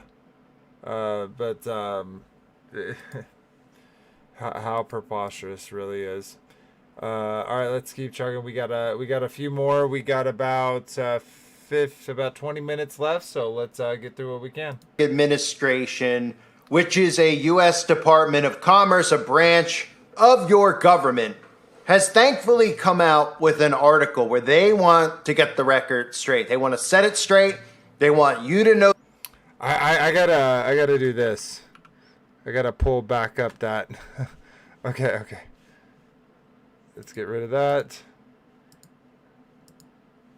I think that's the only one. Okay. Project Storm Fury was an attempt to weaken tropical cyclones by flying aircraft into them and seeding them with iodine. Okay. Okay, well, what were you saying there, public video? The truth, so they're going to fact check and they're going to debunk any and all crazy conspiracies about weather modification and weather control. And they're going to fact check some really important points that I'm going to show you here in this video, because we need to set the record straight. No one creates or steers hurricanes. This technology does not exist. And of course, I'll prove to you that it does exist. I mean, come on. They're going to fact check us. We might as well fact check them and share information like this so the common person out there can understand, if they could remove themselves from the man-made distractions, the left-right paradigm, and all this other stuff they have you thinking about, and realize that the government is at war with its own citizens and using weather modification and weather control to get away with it so that you don't see that they're actually there doing it. Now, for anybody who has the notion, of course, that controlling the weather is crazy, that's been ingrained in you since you were young. That's why you've always heard things like you can't predict Mother Nature, you can't control Mother Nature. That was to set you on a course through your life to think that things like this were not humanly possible. But of course, even going back to the 1940s and 50s, we've heard out in the open, even presidents like JFK and Lyndon B. Johnson talk about how their goal then was to be able to control the weather. We shall propose further cooperative efforts between all the nations in weather prediction and eventually in weather control. It lays the predicate foundation for the development of a weather satellite that will permit man to determine the world's cloud layer and ultimately to control the weather, and he who controls the weather will control the world. So, of course, they were talking about controlling the weather all the way back then. And now we could actually, back then, I mean, they didn't even have cell phones. They didn't even have really, cordless phones back in those days. Of course, they had the technology. It was just about conditioning people to accept this technology in their day-to-day lives and become dependent on it first before they could unleash it on the public. So now, of course, you could do all sorts of things on your phone. You could bank on your phone. You could watch football on your phone. We've heard all this stuff over the years that you could do with your phone. So just imagine what they could do with the weather since then. And of course, they have openly admitted to using it in the Vietnam War and Operation Popeye. They have openly admitted to some of it, but they've pulled back since they used to openly admit that they had the ability to do these things. And they've actually scrubbed, as I'll show you in this video, a lot of their patents and documentation off of government websites about weather modification and weather control, because they didn't expect any of us to actually wake up to what it is that they're actually doing. So back to NOAA, back to the government fact-checking its civilians. And of course, this isn't to fact-check anyone. This is just to put out what is real misinformation, government misinformation, to make sure that the sheeple stay herded and under control. So the first thing they do is they claim, quote, the claim is that the government is creating, strengthening, and or steering hurricanes into specific communities. The fact is, folks, no technology exists that can create, destroy, modify, strengthen, or steer hurricanes in any way, shape, or form. All hurricanes, including Helene and Milton, are natural phenomenon that form on their own due to aligning conditions of the ocean and atmosphere. Of course, we're going to take them at their word, right? Because how could you actually create the weather, right? I mean, you could, for example, I mean, if I was just a thinking man, which I am, I mean, you could actually make artificial clouds in the sky, but you just wouldn't expect anyone to notice. So you could fly these airplanes above us, tell us it's water vapor. And then, of course, we look up, and all of a sudden a blue sky day turns into a hazy sky, and nobody thinks about why that is, right? Or if you want to just talk about on a massive scale, because some people might say, well, how would they create hurricanes with something like that? So you're telling me that they're going out in the middle of the ocean with these planes and flying them up all around the middle of the ocean to create hurricanes, and then what? Well, I'm not saying that they're doing the geoengineering over the oceans. I'm saying they're doing the geoengineering over the states. Over the ocean, well, they wouldn't need to fly the planes because they could just take something like, let's say, NASA's Cloud Machine. You're familiar with NASA's Cloud Machine, where the BBC has even reported on how NASA makes these huge clouds come right out of this huge machine and then, of course, can make it rain within minutes? Well, if you haven't seen it, take a look. This is the loudest sound you could possibly conceive, and as it turns out, the cleanest. There you have the BBC showing you this giant fog machine. Wait a minute, I thought NASA was flying out into space.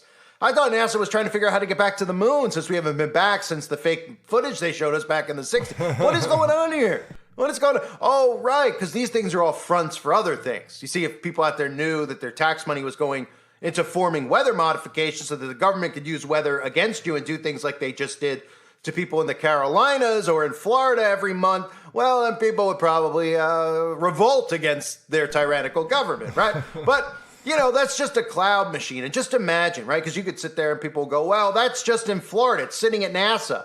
So, you know, what in the world does that, you know, you're just being, you know, you're pulling straws out of a hat here. And, you know, you're showing us a cloud machine, fine. You're showing us NASA, okay. But how do, you know, they're not out in the middle of the ocean, right? Because you don't know what's out in the middle of the ocean, do you? Do you know what's out there? Are you getting pictures constantly of what's out in the middle of the ocean? Hundreds, thousands of miles into the middle. Of course you don't know what's out there, but we know that people that we can trust, like Bill Gates, have announced funding for seawater spraying cloud machines, right?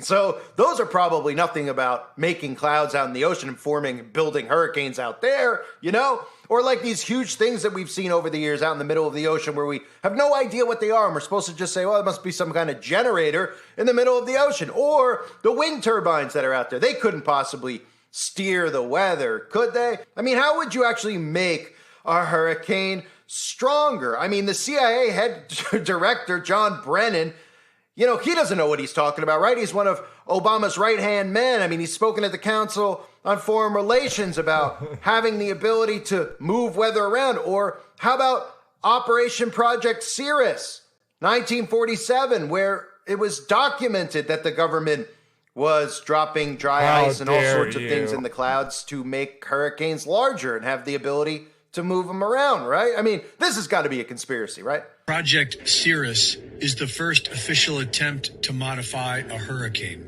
It was run by General Electric with the support of the U.S. military. The official theory was that by changing the temperature outside the eye wall of a hurricane, which they did by seeding the clouds with various compounds such as silver iodide, a decrease in strong winds will result.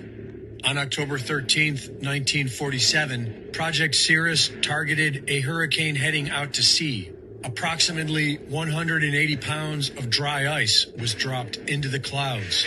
The crew then reported a pronounced modification of the cloud deck, and the hurricane abruptly changed direction and made landfall near Savannah, Georgia. The public blamed the government. Irving Langmuir, who pioneered General Electric's atmospheric research department and admitted that the project was about learning how to weaponize the weather, also claimed the reversal of the hurricane had been caused by Project Cirrus. But the government denied it for 12 years. Another example is the array of technologies, often referred to collectively as geoengineering. Yeah, guys, there's literally so much evidence. There's so much over and over and over that you can read. And so wrap up our last 10 minutes. I'm just going to go through some articles real quick. And so why this is from MIT Technology Review. Of course, from those from the high table want us to give us their opinion. And it says, why new proposal to restrict geoengineering are misguided. We need more research, including outdoor experiments, to make better informed decisions about climate interventions. Oh, that y'all been doing. And of course, they get into it all the different things. Earlier this month, Tennessee's governor signed into law a bill banning intentional injection, release, or dispersion of chemicals into the atmosphere for the express purpose of affecting temperature, weather, or intensity of sunlight. The legislation seems to be primarily motivated by debunked conspiracy theories about chemtrails.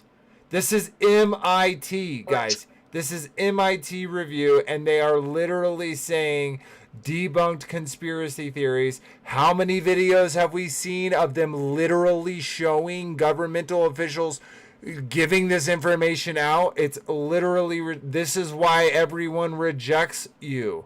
This is why people, it's so stupid. Over in Mexico, of course, they got to show us a fake globe, but Mexico plans to ban solar geoengineering after rogue experiment. A U.S. startup carried out a geoengineering experiment in Mexico, which the country claims was done without prior notice and consent.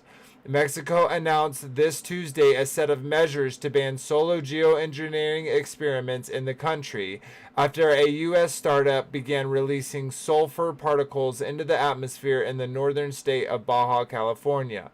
The Mexican government said it will develop a strategy to ban future experimentation with solar and geoengineering, which also will include an information campaign, scientific reports.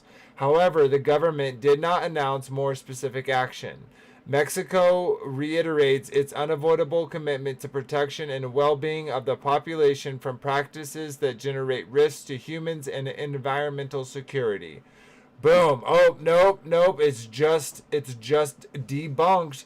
Even though the whole country of Mexico is saying, hey, you can't be doing stuff that's going to have risks to human and environmental security. Yep, no, it's just debunked. This is from Reuters. Risky geoengineering should be banned, climate group says. Singapore, September 15th. Reuters. Controversial technologies intend to offset the effects of atmospheric carbon should be banned until properly assessed. A group of politicians and scientists have warned, even as they've urged developed nations to lead in cutting CO2 emissions. A report by the Climate Overshoot Commission, chaired by former WTO boss Pascal Lamy and formed in 2022, said it was increasingly likely the world would exceed the target to keep temperature rise within the 1.5 degrees Celsius above pre-industrial levels. It said richer countries needed to take the initiative to cut. So, cut all the initiative. Okay, whatever. Oh my gosh, it literally makes me spiral how stupid they are.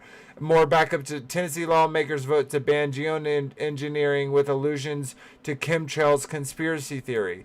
NBC News, that's why no one believes you, because it's not conspiracy theories. These are real things that have been showed over and over and over. Y'all are jokes. It's literally insane. How many times, like we show you, nope, we're just conspiracy theories, even though we're showing you documents from your own sources. It's so preposterous. But, so much information. I think we did a really good job on covering a lot of it. There's still so much more and other implications that we didn't even get to cover. You know, these chemicals, they have to fall, the iceberg. Yeah, and these chemicals, they have to fall down somewhere, right? Is this maybe not having, highly flammable things on top of trees that amplify the fires that exist? It's who knows what extent that is being what steps are being to the extent and the steps that are being taken to do this type of mischievous behavior. It's quite preposterous. But yeah, all right, guys. Well, I hope y'all enjoyed. Let's go ahead and say our goodbyes. I'd love to hear your kind of final thoughts about these global warnings, about this weather modification, and then your goodbyes, and we'll close it out for the night. Let's jump over to you, Robert. I just love how they just talk about it. So, who was it? Was it Stephen Colbert? I don't know the guy no more. The nighttime.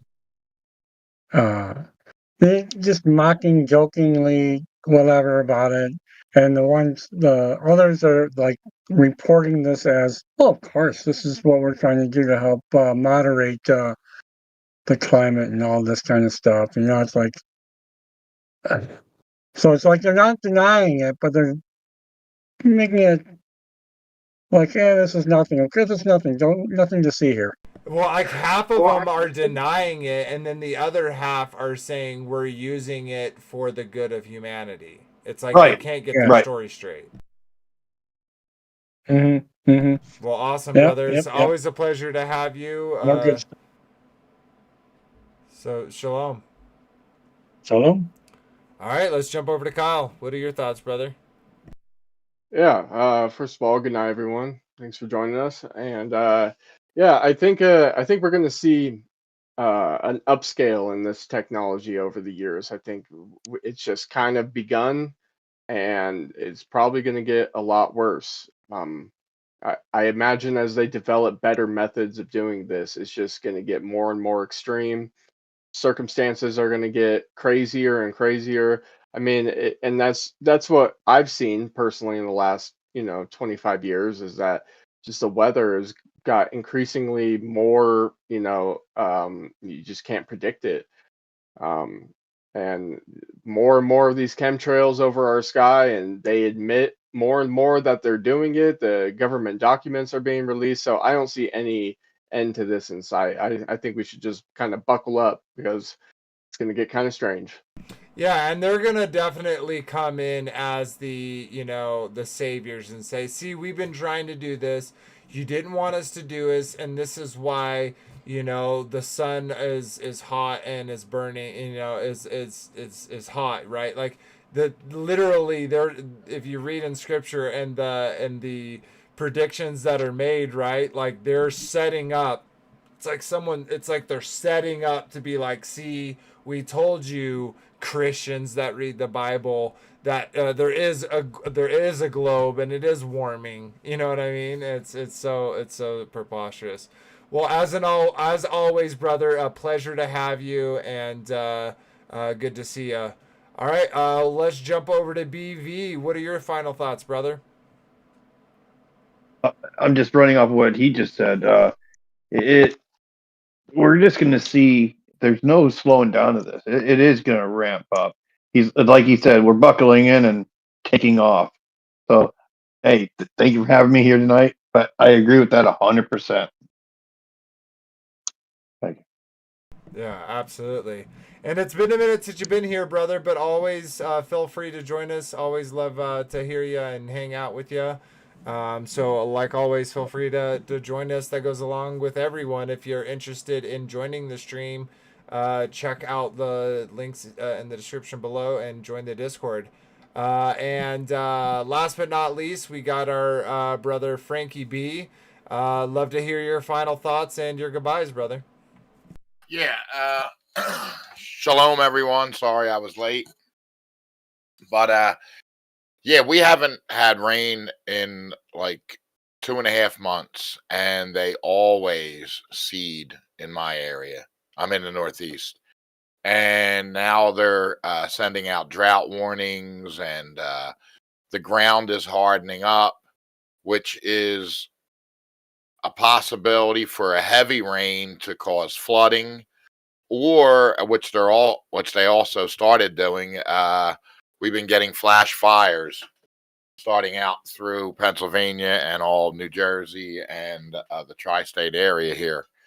And yeah, it's just, I mean, I love it because I hate the rain, but we need the rain. And the whole thing with the barium, I always knew there was something going on with that, and I never knew what it was because when I was at my heaviest, uh, it would always affect my stomach. I'd have to go to bed because my stomach hurt so bad.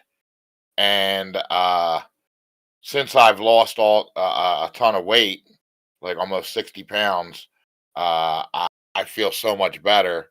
And I've also noticed that sometimes when they do the seeding, it causes a greenhouse effect, which it makes it warmer in unwarm seasons, like around Christmas and in December and November. Uh, just 2 weeks ago, we were in the 70s and the 80s, and it's in November and late October. It's crazy. One Christmas, we were all wearing shorts at a Christmas party. It was insane. So there's that, and then there. I've also noticed that when they do heavy seeding, my allergies in the winter flare up, and the pollen count's really low in the winter, but I'm getting allergy attacks, and and I checked the allergy website. It's all clear. Everything's green, good to go. No allergies. I'm getting allergy attacks. It's just, it's the stuff that they're putting in the chemicals that are causing that, and also the inflammation. It targets your joints. I've noticed that as a reaction to some of their chemtrailing. So and the barium that says along it lowers your immune system. And when I was at my heaviest weight, I was I was prone to getting flu-like conditions, sickness, and but since I've lost the weight and I've been doing intermittent one meal a day fasting, in a 20 Yeah, minute you're not eating window. all the junk. Yeah, I've noticed my health is so much better. My immune system is way higher. My joint pains less. My allergy attacks still come on though. Just last week I had to take an allergy pill. It was so bad. My eyes were like on fire, and that was one cloud. It was a cloudy day. It was like that greenhouse effect, but it didn't. But it barely rained. So it's just sad, man. And they're pushing this global warming, and they can only do this on a flat Earth model. They can't weather modification in the globe model. It's only with the enclosed canopy with the dome. That's the only way they can do this because it shoots off the dome and then it fills the clouds. You know what I mean? How With the dare heart. you. So, with all that said, I'm glad to be here. Thank you, everybody. Have a great week, and we could also do a part 2 on this one. This one flew by, man. And there's so much more information out there. Yes, literally, we're like skimmed the top of the heavy cream. We're not even Let me fully through let the me heavy add cream. Go ahead. one more thing, and that is most people don't realize it's like I noticed it in the last 3 or 4 years here. Okay, I don't go through droughts, but I had people when I call certain people that understand how tree, anyway, I forget the name you use it for, but my tree guy comes over and he looks and he says my trees looks like they're going through a drought phase, but we're not in any drought at all. I'm in northern Michigan. It's not like that up here. When we started talking about it, he understood about chemtrails and all that. He says, well, what he thinks is happening is everything's fall all over all this, so then certain trees are not able to absorb all the water. They're being cut off. So at that point, it just kills them. You know what I mean? Anyway, I just wanted to throw that in there. Yeah, well, they've literally stopped chemtrailing in my area. We've had so much sun, and I can see stars. Man, for almost 2 years, it went through a stretch where I never seen stars. I didn't even. I thought the stars were gone. It was so bad. They were chemtrailing so much, and it was raining 3-4 times a week. And I love it. I love getting out of my car and seeing the stars, seeing the Big Dipper, and seeing all the beautiful stars that I remember from when we were young. They didn't do this, and you could see the stars. We had droughts, and we had hot summers, and we had all these, the normal conditions.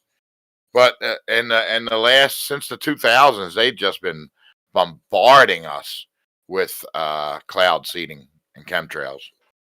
So with that said, dig deep, and the truth is out there, and continue to seek truth unequivocally. I think BV, you're talking about an arborist.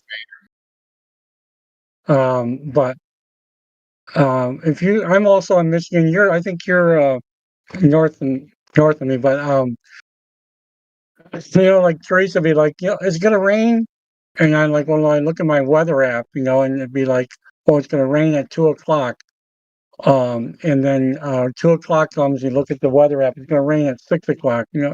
6 o'clock comes, it's like, oh, it's not gonna rain.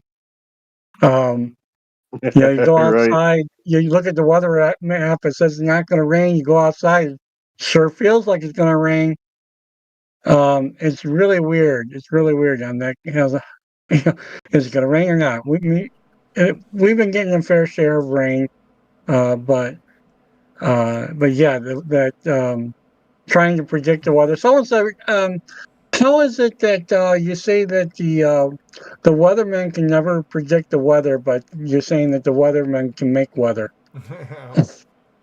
Right. You know, when I was growing up, we used to If they laugh. could were predict it, it always would be suspicious. wrong. Sorry, Frankie. Yeah, No, when I'm I sorry. was Go ahead. growing up, they were always wrong. The weathermen were always wrong. Now they're right on point. I mean, they're when they predict something, it happens all the time. I mean, Except when the other weathermen are doing something. Well, it depends on where you're at too. Yeah. Yeah, and who knows, right? One may affect it down the road for sure, but yeah, what a great conversation. See, it's even in time, and we're still wanting to go with it because there's literally so much we could talk about. But we will have to wait on that. For that is the end of this episode. I hope y'all have enjoyed. See y'all next week for another episode. But until then, remember that Abba loved you first. Shalom, everybody. Have a good night.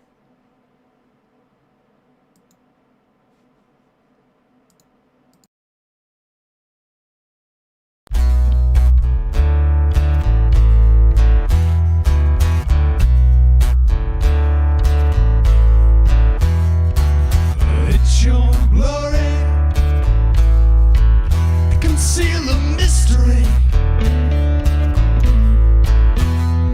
You give us the honor to search a matter out. You raise up a standard to beat back our enemy.